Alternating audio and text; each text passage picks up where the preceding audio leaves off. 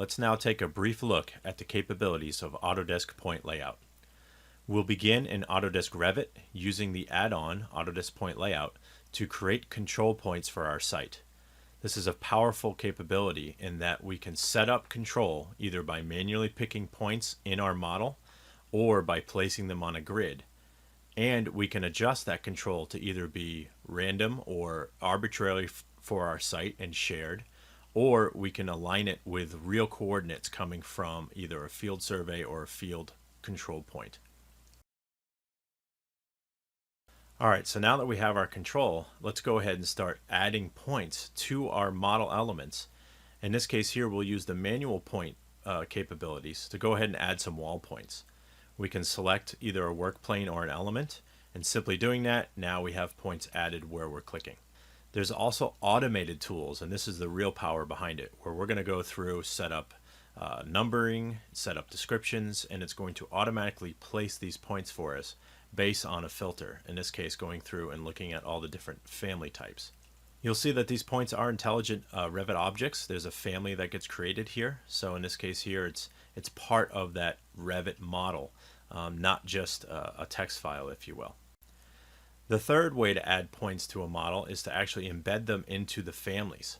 So very powerful again in that now as we are modeling, we can have these points generated for us. So now it really becomes almost second nature to our design process and our constructability process to get this information. We've modified this column family, and now we can see that we can go ahead and see all the points that have been added to the center points of these columns. Quick and easy, integrated into our everyday workflow using the modeling tools.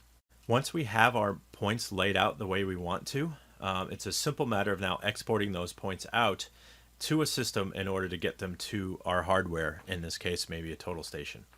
We'll go ahead and pick that coordinate system. Notice in this case here we are using a real coordinate system, a state plane coordinate system.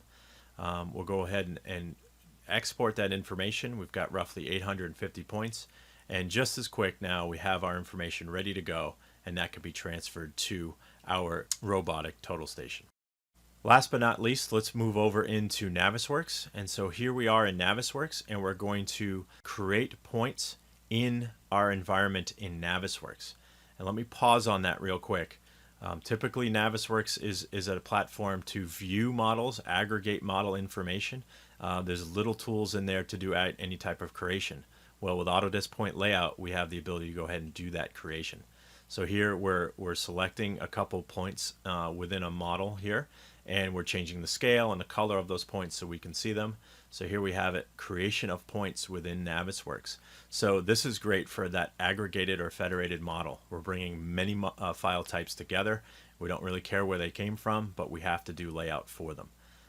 Let's go ahead here, and we're going to mark automatically lay out some geometry. So we did a couple manual points. Now let's do some automatic geometry creation. We're doing that using a selection set. We can just window on the screen. In this case here, we're going to do the hangers, and create some hanger points for all these ladder bar hangers.